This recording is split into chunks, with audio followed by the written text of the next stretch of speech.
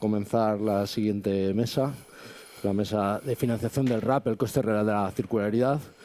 Tenemos a Juan José Pernas, catedrático de Derecho Administrativo de la Universidad de La Coruña, investigador permanente de COVAS. Y a mi derecha, Ricardo Luis. Un placer a los dos, gracias por estar. Ricardo Luis, director de Economía Circular del Ayuntamiento de Fuenlabrada y también del Grupo de Trabajo de Residuos de la Federación Española de Municipios y Provincias. Cuando quieras, Juan José.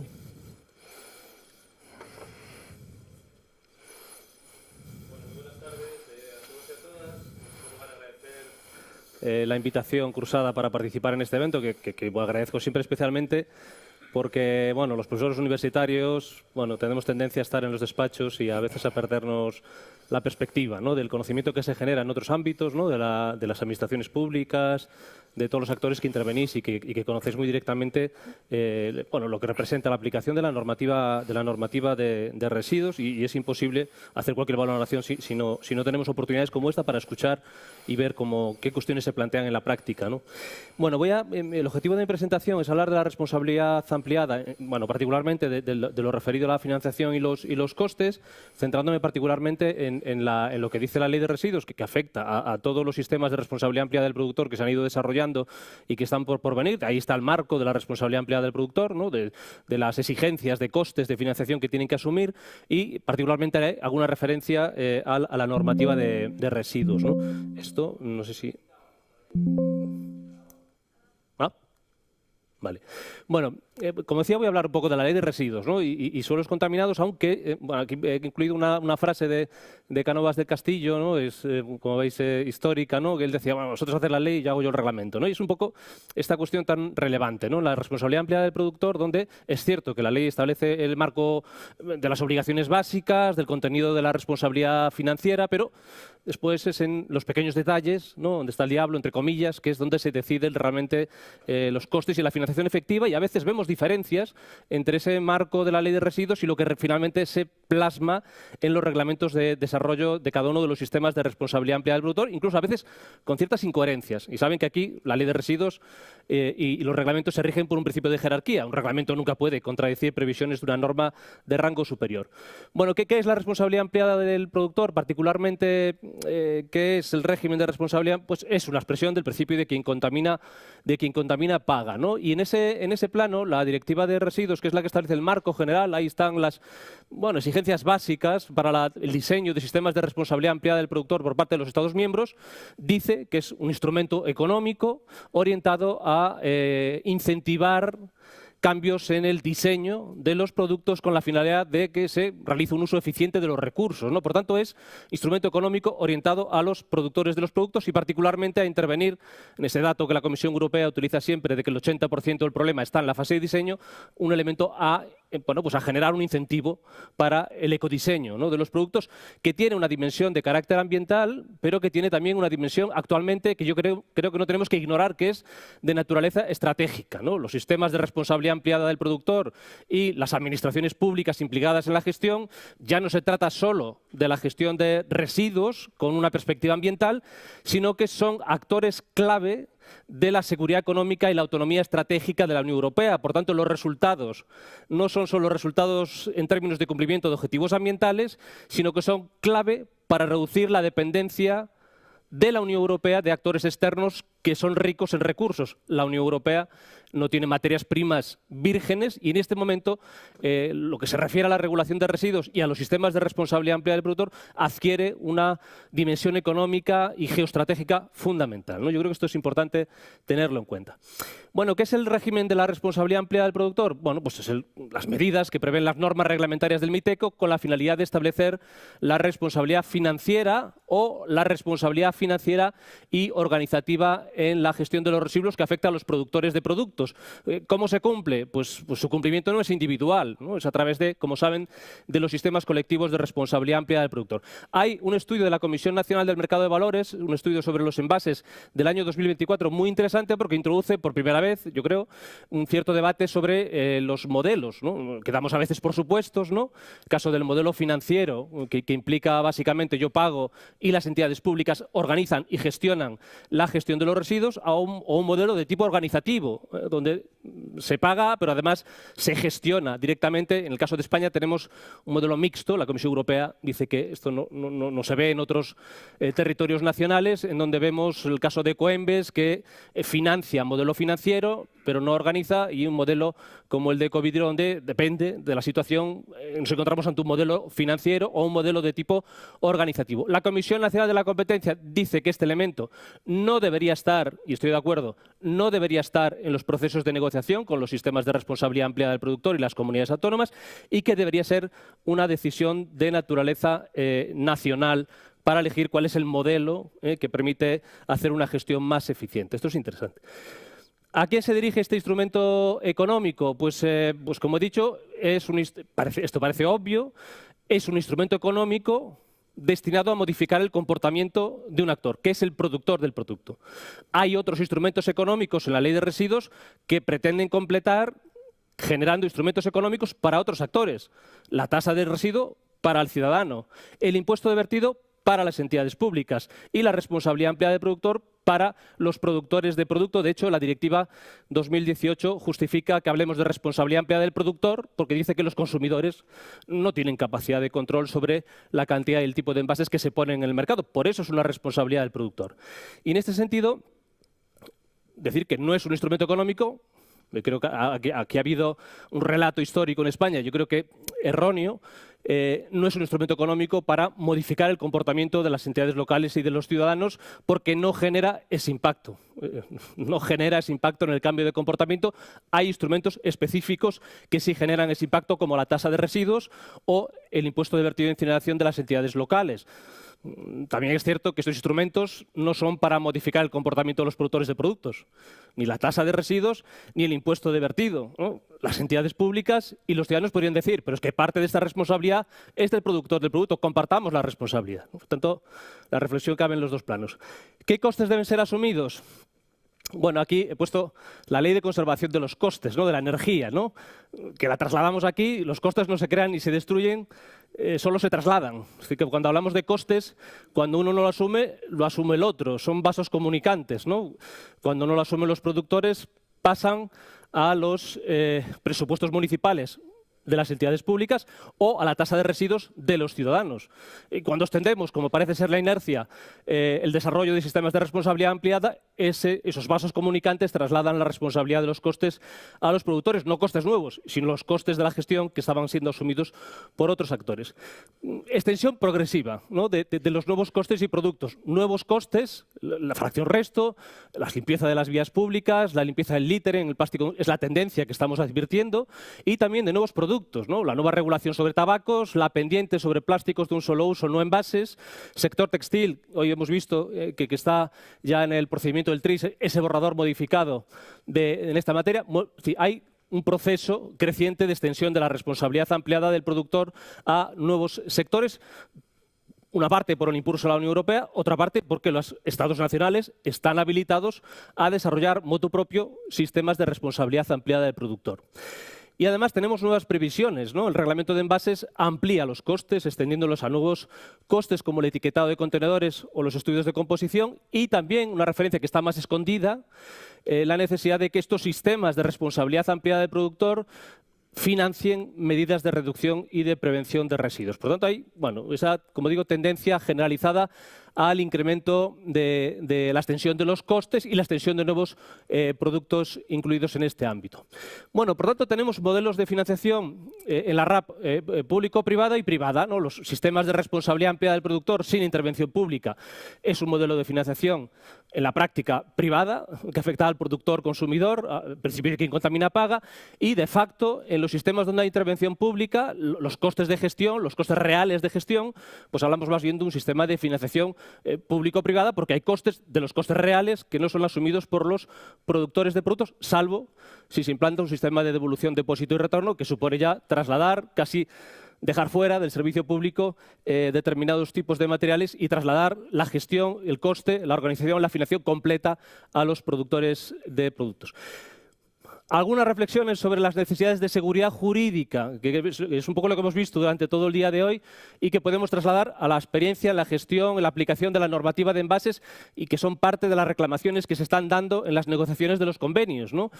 Pues ¿quién asume o debe asumir el coste del impuesto de vertido o incineración, ¿no? Pues inicialmente estaban previstos en el reglamento, el borrador inicial del MITECO incluía este coste que desapareció. Hoy en día es un elemento, bueno, sobre el que ha habido cierto, ¿no?, yo creo que debate sobre esta cuestión, aunque como he dicho antes, es un instrumento orientado a las entidades públicas, no es un instrumento orientado a transformar el comportamiento de productores de productos.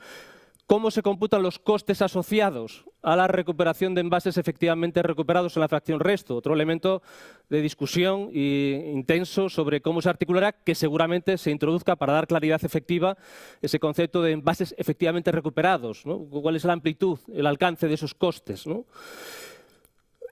Otros elementos y los costes de las externalidades ambientales. En el borrador inicial del reglamento del MITECO, del Real Decreto finalmente 1055, aparecía esa referencia.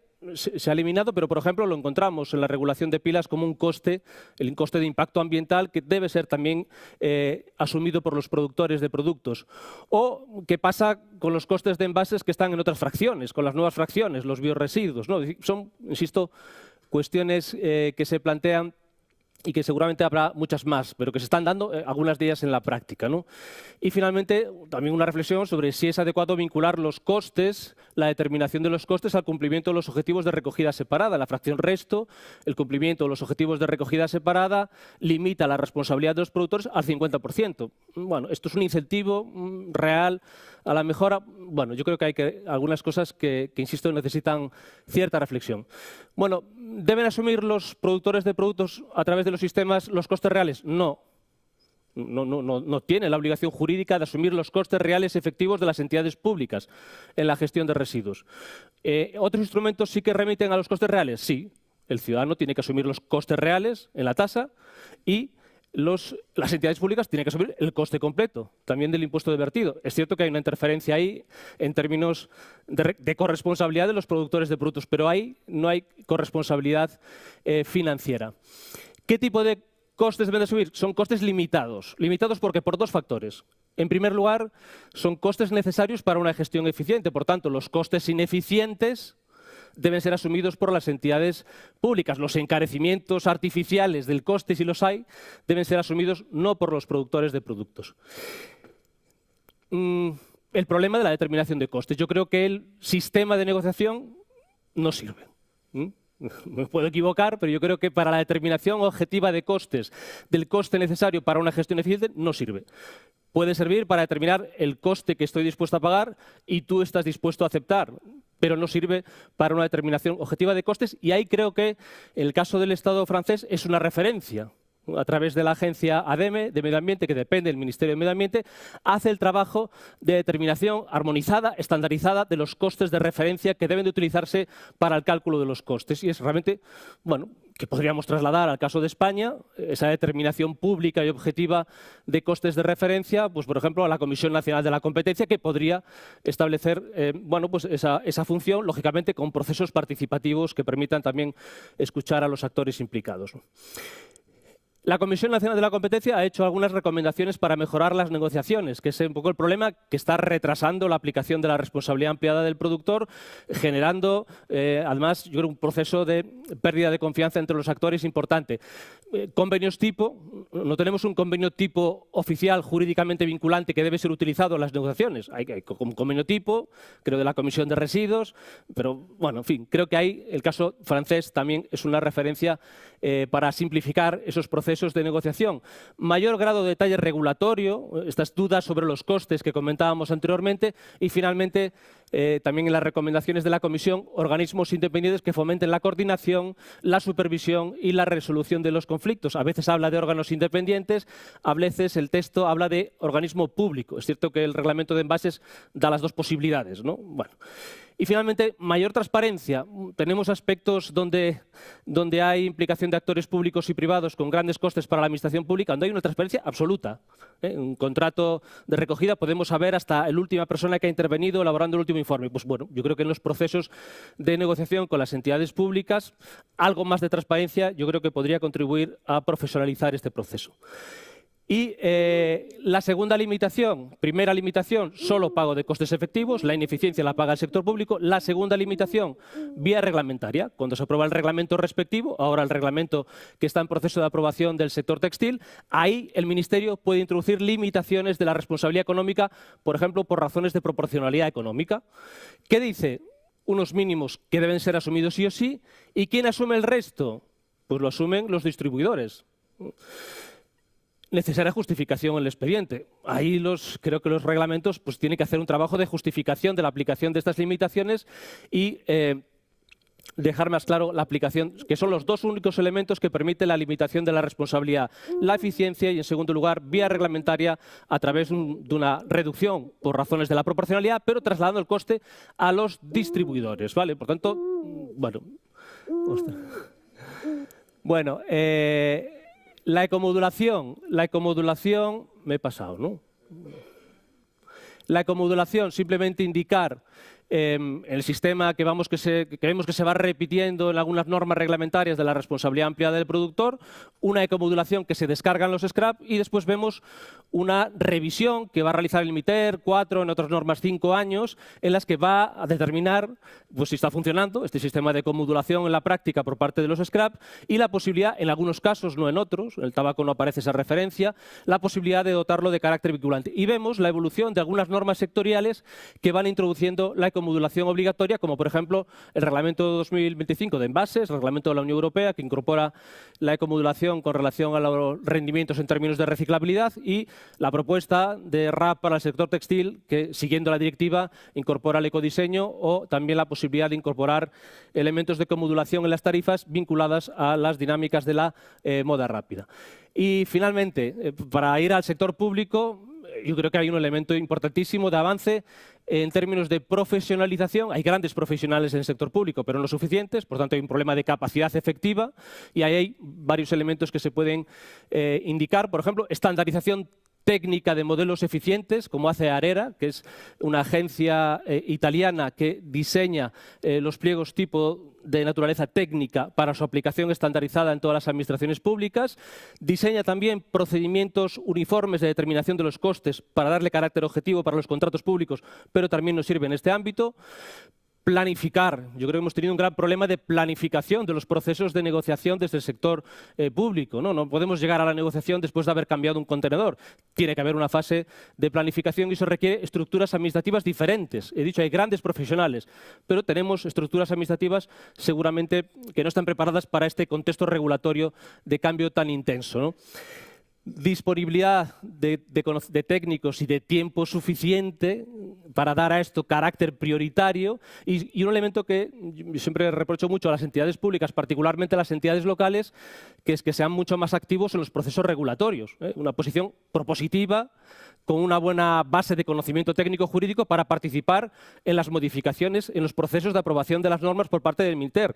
Pues hemos visto que se aprueban las normas y cuando están en vigor, ¿y esto cómo está aquí? ¿No? ¿Y por qué pago yo el impuesto de vertido? Bueno, pues yo creo que hay una responsabilidad de proactividad que es exigible al sector público. Y finalmente la lucha contra el fraude, donde yo creo que hay, esto por ejemplo se cita en el informe de la IREF de 2023, pues la necesidad de reforzar las estructuras administrativas con poca capacidad por parte de las comunidades autónomas. Estamos viendo el papel que empieza a desarrollar también el MITER con relación al registro tan importante, ¿no? para impulsar el desarrollo de la responsabilidad ampliada y también el papel que tienen otros actores, también privados, como el papel informativo que desarrollan los SCRAP, ¿no? Habría que hacer un análisis de cómo esas informaciones, comunicaciones a las comunidades autónomas sobre actores que no pagan la responsabilidad ampliada, qué efecto ha tenido en la práctica. Bueno, lo dejo aquí, yo creo que ya me he extendido demasiado. Nada más. Muchas gracias.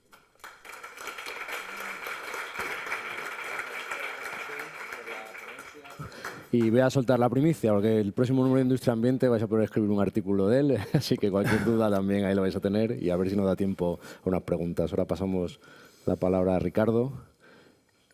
¿Dónde se enciende esto? Ahora te las tío, No hace ni cuá.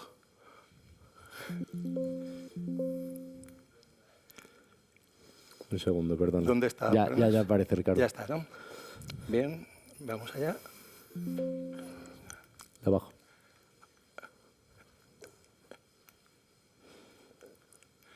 Aquí estamos. Vamos a ver. Buenas tardes a todos. Para mí es un placer estar con vosotros. Hacer una mínima introducción. En primer lugar, me siento más que feliz de ir detrás del profesor Pernas, que os ha dado algo sólido, académico y sensato para que yo pueda hacer justamente todo lo contrario. Es decir, yo, si al final de la intervención consigo que os sonriéis un par de veces y alguien se indigne, no le voy a pedir perdón, porque hoy vengo en calidad de director general de mi ayuntamiento y voy a contar las verdades de mi barca, las verdades de este barquero. Es decir, que mi responsabilidad de lo que diga son mías y no se las tenéis que decir ni a la Federación Madrileña de Municipios ni a la Española de Municipios. Culpable, convicto y confeso. Y empiezo de prisita, que si no el búho me toca las narices. A ver. Los ayuntamientos recogemos la basura porque somos, desde siglos atrás, inmensos agentes concienciados medioambientalmente. Una leche. Estamos obligados porque la normativa legal, empezando por la Ley de Bases de Régimen Local, nos dice desde el antiguo año 75, no está ni siquiera digitalizado el primer ejemplar de la Ley de Bases, que es competencia de los ayuntamientos de recoger algo que se llamó residuos sólidos urbanos. Todos los residuos que se producieron en términos municipales de la competencia municipal. Y después, ese mismo año, la ley siguiente es la ley sobre desechos y residuos sólidos urbanos, donde dice que los ayuntamientos lo recogen todo y lo llevan a un agujero y donde si se puede aprovechar algo, que se aproveche. Eso es lo que decía la ley en el año 75. Los residuos son residuos por cuestiones de carácter económico. La orina en la antigua Roma era un bien económico hasta el punto que estaba sujeto a impuestos.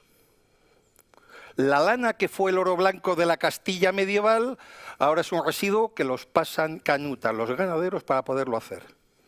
El cartón, unas veces, tiene un valor de 100 euros la tonelada, el 1,01, que es la calidad de la recogida municipal, y otras veces vale 5 euros la tonelada, dependiendo si se ha atravesado un carrier en medio del canal de Suez. A partir de ahí nos encontramos con que la gestión de esos residuos, unas veces es residuo, otras veces no, unas veces tiene valor positivo, otras veces tiene valor negativo. De tal manera que eso se vio algo claramente con el tema de los plásticos, donde miles de toneladas quedaron almacenadas en Utiel. No hice una caracterización, pero claramente se habían salido de las plantas de envases, y mientras hubo un ciclo económico que volvían a China, no hubo problema, hasta que los chinos dijeron que no recogían más basura, y nos la tuvimos que comer los europeos. Por lo tanto, la responsabilidad del productor es un instrumento económico para garantizar que la gestión de los residuos sea viable económicamente. ¿Por qué economía circular es economía? Si no hay un sustento de un ciclo económico, la economía no funciona. ¿Esto es un residuo? ¿Están rotos? ¿Pendientes desparejados? Pues no. Históricamente hay un material que es inmutable, no se oxida y brilla, y todo el mundo dice que vale mucho. ¿Esto es un residuo? ¿Todo lo que está almacenado en los trasteros? Pues no. ¿O sí? Al final voy a hablar bien de la Ley 7/2022 de residuos.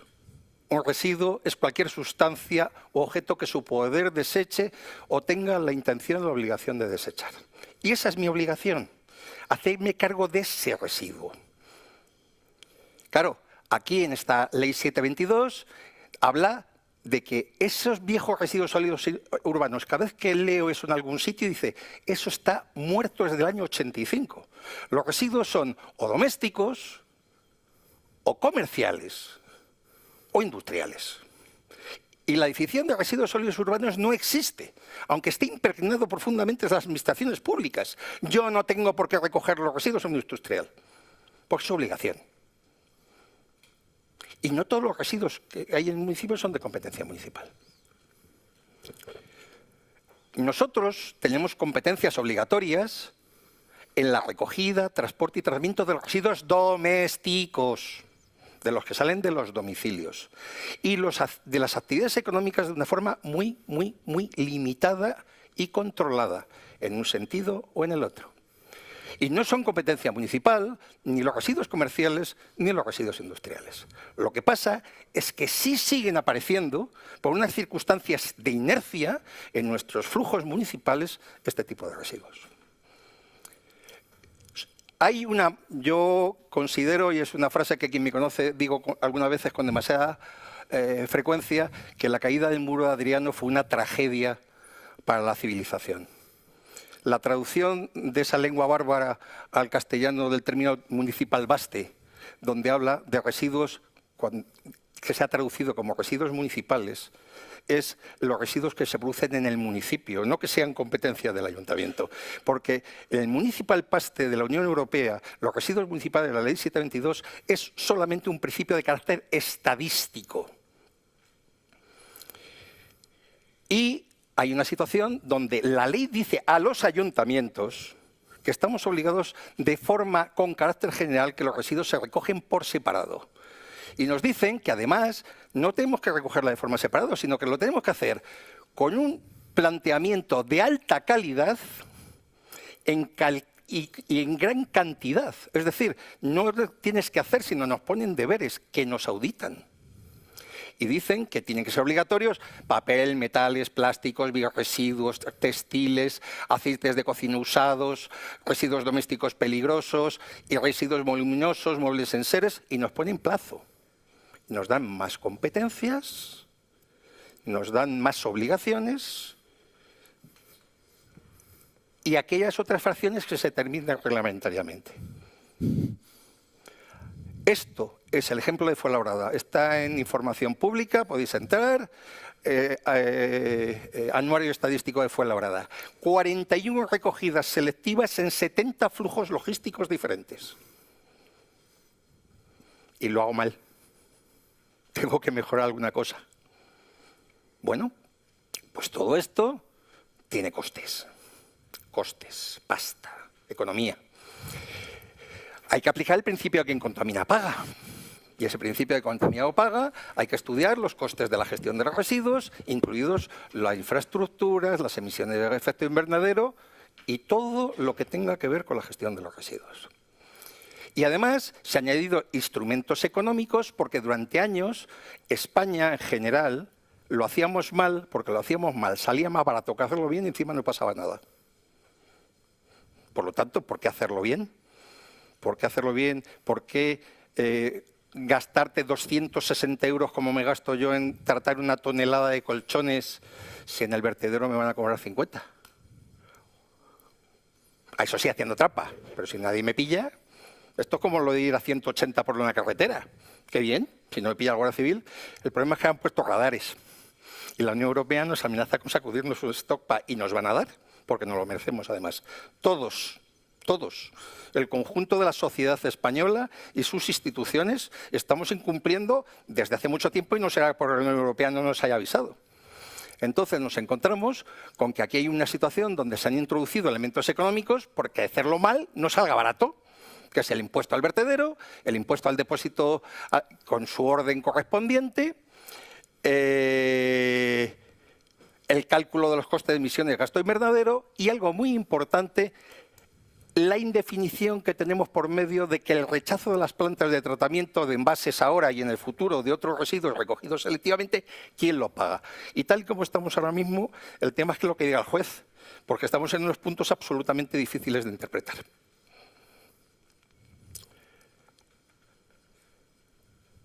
La recogida selectiva de los residuos que hacen los ayuntamientos es totalmente eficiente, y si no me demuestra lo contrario. Hay una orden ministerial del año 2014 que obliga a reportar anualmente al Ministerio de Hacienda los costes segregados, disgregados, y donde hay 3 capítulos: recogida de residuos, tratamiento de residuos y gestión de residuos. Y yo reporto anualmente al Ministerio esos datos, y todos los municipios de España. Por lo tanto, si quien me tiene que controlar, que el Ministerio de Hacienda, no me ha dicho nada, es que lo estaré haciendo bien. Bueno, más aún. nos encontramos con que la Agencia de Responsabilidad, la Agencia Independiente de Responsabilidad del Productor, lo que sí dice es que el Ministerio reporta los datos de una forma confusa, mezclan conceptos, el registro de transparencia no permite la correferencia, trazabilidad de los costes y la confusión de los ingresos por tasas de recogida y de tratamiento, pues hay una situación de problemas en la financiación.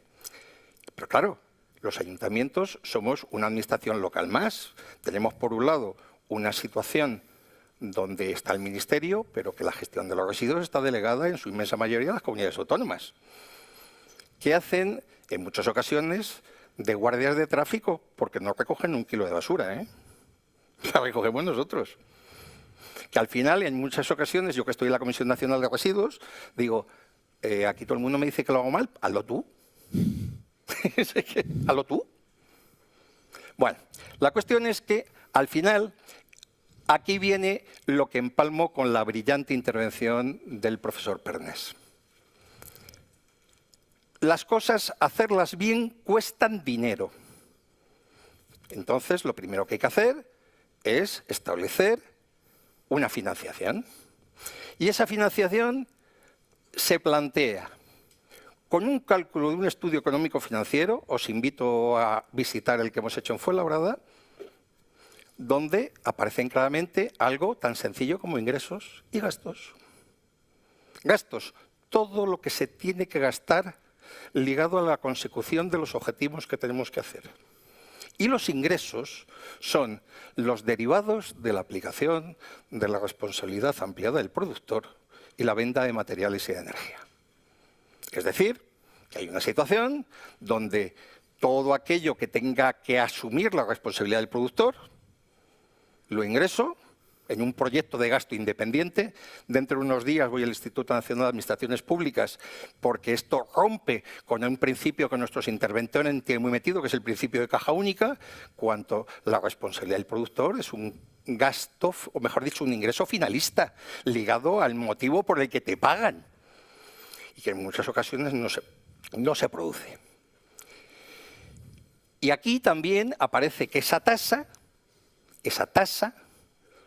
tiene que contemplar comportamientos ambientales, la diferenciación de aquel que hace recogidas separadas o no, las situaciones del número de habitantes. En el caso de Fuenlabrada hay una parte fija que se corresponde a la capacidad económica del valor catastral del inmueble y una parte variable ligada al número de habitantes, con la modulación del comportamiento ambiental, de tal manera que aquel que tiene comportamientos de recogida separada acreditados mediante una fórmula de registro de los que van a los puntos limpios, y dentro de muy poco en el tema de la materia orgánica, tienen una diferenciación. El que lo hace bien paga menos que el que lo hace mal, pero pagamos todos. Y aquí nos encontramos con una situación, con la interpretación del artículo 11 de la ley sobre los costes de la gestión de servicios, sobre cómo se sufraga. Aquí tenemos una situación donde yo os digo que estoy cumpliendo con mi obligación.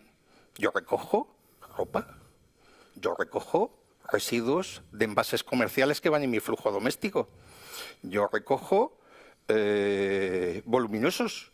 Yo sí cumplo con mi obligación. Y a mí nadie me paga por eso. Y me enfado, porque al final, bien lo ha dicho Juanjo, en el sentido de que se trasladan los costes, pero no es lo mismo que pague el ciudadano contribuyente que el ciudadano consumidor. ¿Por qué narices tengo que pagar yo las cápsulas de Nespresso que tienen dinero para pagar a George Clooney y no tienen dinero para pagarme a mí? Pues el que quiera utilizar cápsulas de Nescafé, que me pague a mí por recogerlas. De hecho, tengo un acuerdo con Arecafé para que por lo menos no me cueste la gestión de esos residuos. Pero así está el infinito y mucho más. Es decir, hay una modulación sobre el tipo de consumo que tiene que ver con el coste directo. Estoy experimentando, afortunadamente en Fuenlabrada, mi equipo de gobierno desde hace muchos años, y mi actual alcalde Javier Ayala lo tiene muy claro, que la economía circular es una apuesta de futuro. Y estudiamos los flujos de residuos a través de nuestra cátedra de economía circular, y está habiendo una variación donde cada vez hay menos plástico y más cartón, lo cual medioambientalmente es bueno porque el plástico no tiene solucionado su procedimiento industrial y el cartón sí lo tiene. Pero está habiendo una variación de esos consumos introduciendo este tipo de elementos de instrumentos económicos. Y aquí nos encontramos con la pelea con los sistemas. Aparece la pelea con Ecoembes. Llevo discutiendo, y sin llegar a acuerdos, desde el día 1 de junio de 2023 con el Sistema Integrado de Gestión de Residuos de Envases, que en aquel momento era el único que existía. Porque ellos hicieron una interpretación de que presentaron, estos son mi modelo de costes, esto es el modelo eficiente. Y yo podría decir, ¿y tú dónde has empatado, piltrafilla? ¿Quién eres tú para decirme lo que a mí me cuestan las cosas? Entre otras cosas, porque también la segunda parte, siempre lo que os he dicho antes con las administraciones, si lo hago tan mal, hazlo tú. Y yo te superviso para que lo hagas bien. Pero nos encontramos con que esa situación donde lo que no paga la responsabilidad del productor, porque lo tiene que pagar, al menos llevan 3 años de retraso de que están cobrando a sus asociados y a mí no me pagan. ¿Qué hacen con la pasta? ¿O están cobrando todo lo que tienen que pagar? Cuando llegue el momento de pagar con carácter retroactivo, ¿van a tener todos aprovisionados suficientemente los gastos para poderse hacer cargo de esas situaciones? En Francia, yo soy muy jacobino, estoy de acuerdo contigo que muchas veces una organización centralizada soluciona muchos problemas, aunque la centralización excesiva agobia. En Francia quebró un sistema integrado de gestión de envases y dejó empantanado todo el sector. Aquí hubo un amago de un sistema de residuos de aparatos eléctricos y electrónicos que se solucionó de aquella manera. ¿No vamos a aprender de los errores del pasado? Verde Secuo, un partido político, ha presentado 90 y tantos recursos a las... ¡Cállate! Verde Secuo ha presentado un recurso contra cerca de 90 tasas de basuras diciendo eso, que son tasas ilegales porque están trasladando al ciudadano contribuyente lo que tendría que haber pagado el ciudadano consumidor. Estamos pendientes, una de ellas es la de Fuenlabrada. Yo podré demostrar que quien está soportando el déficit que tengo en la recogida y el tratamiento de residuos de envases, de papel, envases y vidrio, bueno, el de vidrio no, que me lo hace Ecovidrio y le chillo, porque como lo hace él, digo, lo estás haciendo mal y le regaño. Ahí no tengo problema de dinero. Pero tengo problemas de déficit en la recogida de vidrio, de envases del contenedor amarillo, en la planta de tratamiento y en la recogida de papel cartón. Pero claro, mis contratos están implicados dentro de que quien sufre esa infrafinanciación es el contratista, que ya cobrará con efecto retroactivo cuando regularicemos esto. ¿Cuándo? Cuando salga una de las sentencias, si un juez reconoce que hay una situación de infrafinanciación, vamos a tener un lío todo muy gordo, ¿eh? Y ahora, ¿por qué no se llegan a firmar convenios en muchos territorios? Primero, porque se niegan a pagar lo que consideramos a las administraciones públicas que debemos pagar, que somos ineficientes. Porque lo digas tú. Hacemos una cosa, tú vienes a mi equipo de gobierno y yo me meto a tu consejo de administración. La Cámara de Cuentas, por encargo del Tribunal de Cuentas, está empezando a hacer auditorías de gestión. Y esas auditorías de gestión plasmarán de una forma administrativa, correcta, esa situación de potencial ineficiencia. Pero es que, claro, hay cosas que se dicen 1000 veces y acaban convirtiéndose en una verdad contrastada. Que yo sepa, no hay ni un solo ayuntamiento que recoja los residuos con helicóptero. La segunda parte, la profunda discrepancia sobre la interpretación del artículo 34, financiación del Real Decreto de Envases, sobre todo con el tema de la basura abandonada. Hay un punto que hasta todos los scrap se han permitido el lujo de mandarnos una carta diciendo que no están de acuerdo con la interpretación que hace la Administración de la ley. Y digo, pues vale. Esto es el mundo al revés. Aquellos que están sometidos a una optimización administrativa le dicen a la Administración que se lo ha dado que lo está haciendo mal. Bueno. Pues ya veremos. Y algo muy importante que tiene que ver con la merluza. Yo hago la compra y me encanta. Y cuando vas a comprar una merluza entera, el precio por kilo es 1. Pero si compras los lomos es mucho más caro, porque hay desperdicio. Y los sistemas integrados de gestión, en concreto, lo que plantean es que ellos quieren pagar el lomo de merluza a precio de merluza entera, que nos comamos nosotros la raspa y la cabeza. Y va a ser que no. Y va a ser que no. Porque hay unos costes de ineficiencia absolutamente estructural. Si cualquier sistema integrado de gestión es capaz de demostrarte que es capaz él de recoger el 100% de lo que tiene que hacer, sin ningún tipo de material no solicitado y que todo lo que recoge va a acabar en el reciclaje, me retracto y digo que todo lo que he dicho ha sido una tontería. Pero eso no es verdad. La ley dice que una recogida selectiva de calidad es al menos con un 80% de calidad en el tema de la materia orgánica. Y durante años en la recogida de envases hablábamos que el óptimo era a partir del 70%. Por lo tanto, hay una ineficiencia estructural imposible de resolver. Esa ineficiencia estructural forma parte del sistema de recogida y de tratamiento y tiene que estar incorporada a la responsabilidad del productor. Y por último, en cuanto al tema de la ineficiencia. Cada uno tiene las reglas del juego. Alguien privado legalmente puede contratar lo que considere oportuno. Los ayuntamientos no.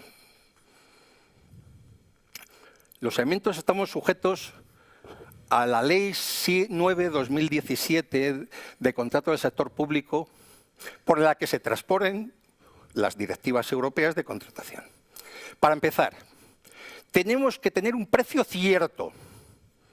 Es decir, nosotros tenemos que saber cuánto vamos a contratar para sacarlo fuera. Después tiene que haber en el pliego de cláusulas administrativas una serie de requisitos de solvencia, porque yo no puedo contratar con cualquiera. Tengo que contratar con gente que nos aporte una solvencia tanto económica como administrativa. Y mis criterios, ahora ya acabo, y mis criterios de adjudicación tienen que ser rigurosos, porque estoy manejando dinero público. Al final, nos encontramos después con un pliego de condiciones técnicas donde el contratista no puede hacer lo que quiere. Dice, tú recógeme esto y búscate la vida. No, estoy obligado por ley a decirle cómo lo tengo que hacer. Con una descripción detallada de tareas que tengo que funcionar, donde tengo que establecer un número de materiales, medios materiales mínimos y medios humanos mínimos, aparte de incorporar obligatoriamente unas condiciones especiales de ejecución en materia social, medioambiental y laboral. Por lo tanto, no es que yo sea más caro, es que yo tengo un criterio de contratación de más calidad y eso vale más dinero. Es de necios confundir valor con precio. Entonces, hay una situación, para concluir y que el búho no me siga dando la lata, que hay una situación donde hay que tener muy claro que cada uno en su casa y Dios es la de todos. Entiendo que la responsabilidad del productor es aportar a los que lo tienen, porque no dejan de ser instrumentos empresariales para un cumplimiento, aquellos medios para poder cumplir. Pero lo que os estamos diciendo ahora mismo es que nosotros, las administraciones locales, y especialmente Fuenlabrada, que estamos haciendo un gran esfuerzo para cumplir. Y quien no estamos viendo es que por parte de la responsabilidad del productor, entre todas la mataron y esa sola se murió. En cualquier caso, habéis sido muy amables, no me habéis chillado. Muchas gracias.